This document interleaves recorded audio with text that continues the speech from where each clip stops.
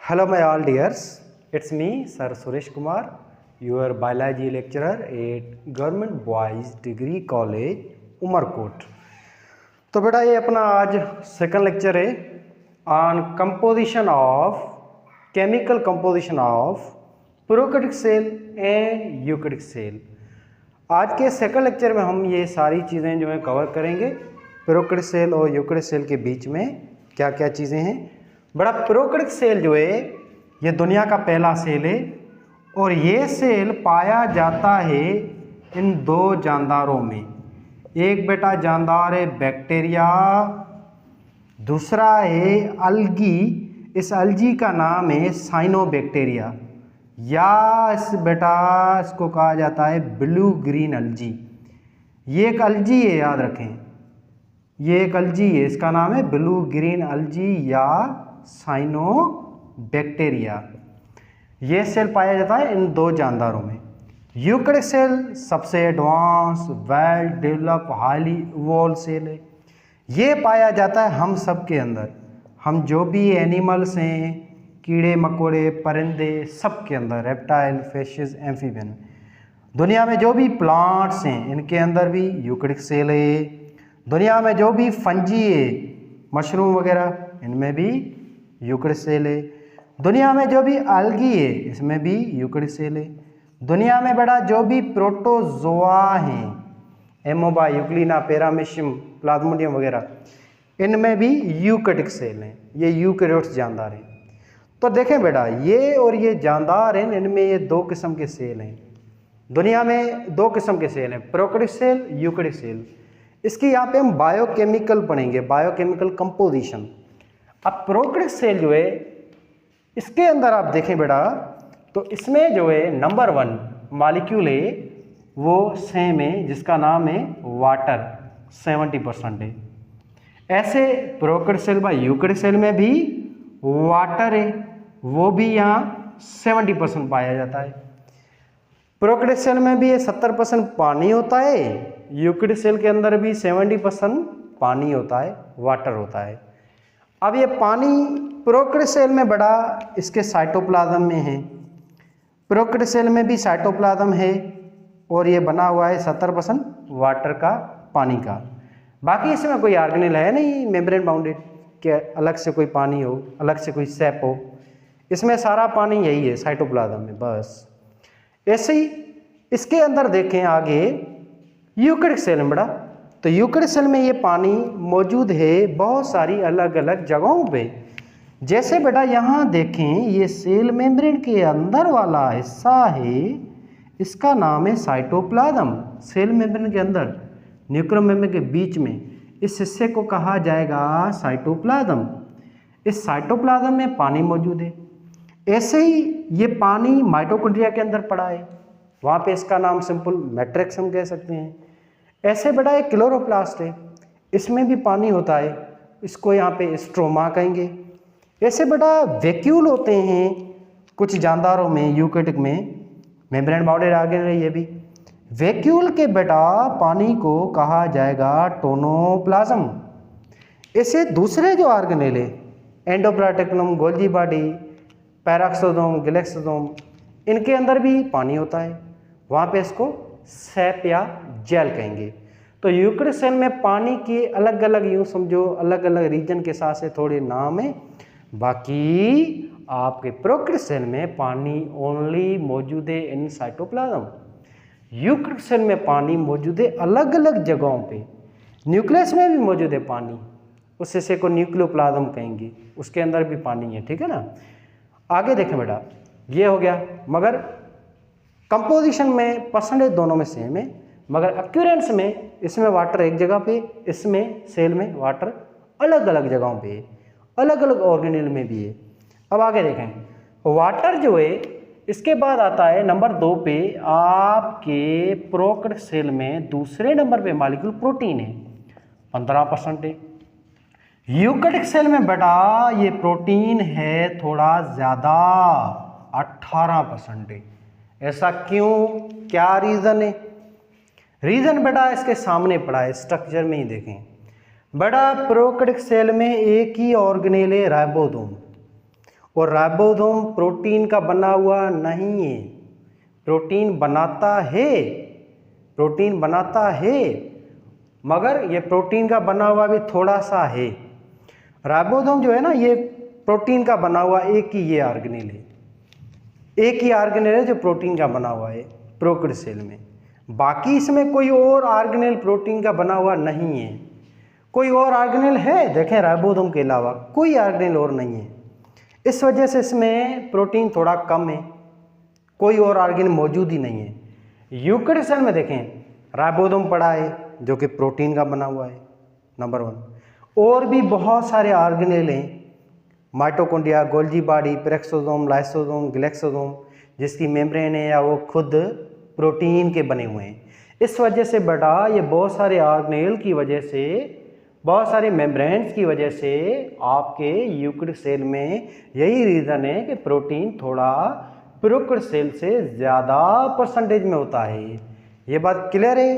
अब आगे बेटा देखें, तीसरे नंबर पे दोनों ही सेल में कार्बोहाइड्रेट है, बनाता है इसको।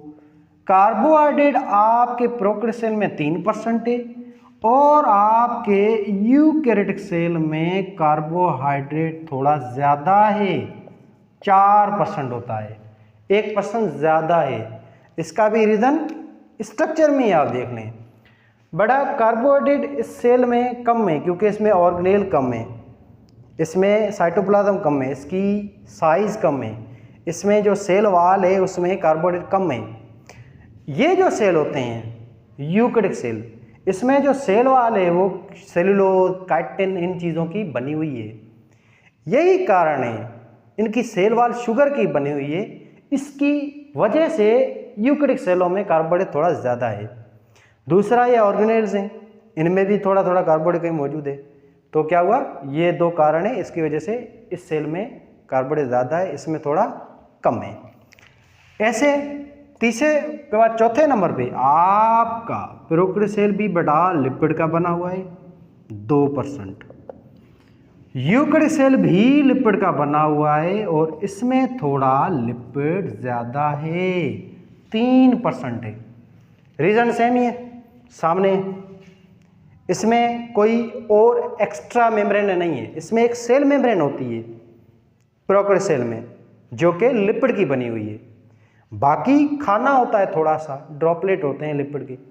यूकेरियोटिक सेल है ना बेटा, इसमें सेल मेम्ब्रेन है यूकेरियोटिक में जो लिपिड की बनी हुई है, और इसमें फूड भी होते हैं, वो भी लिपिड के ड्रॉपलेट की फॉर्म में होते हैं, प्रोटीन कार्बोहाइड्रेट फॉर्म में होते हैं। अगर हम लिपिड पढ़ रहे हैं तो लिपिड के फॉर्म में फूड है। इसके अलावा ये तो दोनों चीज़ें बराबर हो गई, इसमें भी सेल मेम्ब्रेन, इसमें भी सेल मेम्ब्रेन, इसमें भी फूड मॉलिक्यूल की फॉर्म में लिपिड है, इसमें भी फूड मॉलिक्यूल फॉर्म में मौजूद है। ये तो बराबर की बात। अब आते हैं इसमें ज़्यादा क्यों है। इसमें बेटा ये मेम्ब्रेन बॉन्डेड ऑर्गेनेल ज़्यादा हैं, Golgi body, mitochondria, peroxisome, lysosome, endoplasm, reticulum, vacuole, ये मेम्ब्रेन बाउंडेड ऑर्गेनेल हैं और इनकी मेम्ब्रेन जो है वो लिपिड की बनी हुई है। यही कारण है कि इसमें यूकेरियोटिक सेल में लिपिड ज़्यादा है, प्रोकैरियोटिक में लिपिड कम है, क्योंकि इसमें कोई ऐसा ऑर्गेनेल नहीं है जो मेम्ब्रेन बाउंडेड हो और जिसकी मेम्ब्रेन लिपिड की बनी हुई हो। यही रीज़न है, इस वजह से ये सेल जो है इसमें लिपिड थोड़ा ज़्यादा है। अब ऐसे बेटा इसमें आती है बात अब न्यूक्लिक एसिड की, डीएनए और आरएनए की। न्यूक्लिक एसिड में दो चीज़ें, एक डीएनए एक आरएनए।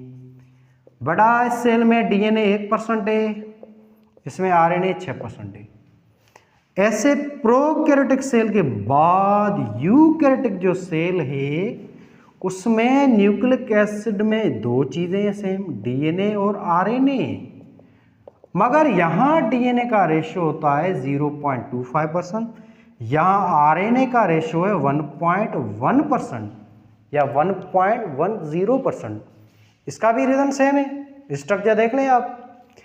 बड़ा प्रोकैरियोटिक सेल में देखें डीएनए मौजूद है, ये रहा, साइटोप्लाज्म में होता है डीएनए, क्योंकि इसकी न्यूक्लियर मेम्ब्रेन एब्सेंट है। इसका मतलब ये नहीं है कि ये न्यूक्लियस दिखाई नहीं दे रहा है, न्यूक्लियस मौजूद ही नहीं है। न्यूक्लियस मौजूद है पर दिखाई नहीं देता है अलग से, क्योंकि न्यूक्लियर मेम्ब्रेन नहीं है इसके अंदर, है ना, इसकी वजह से।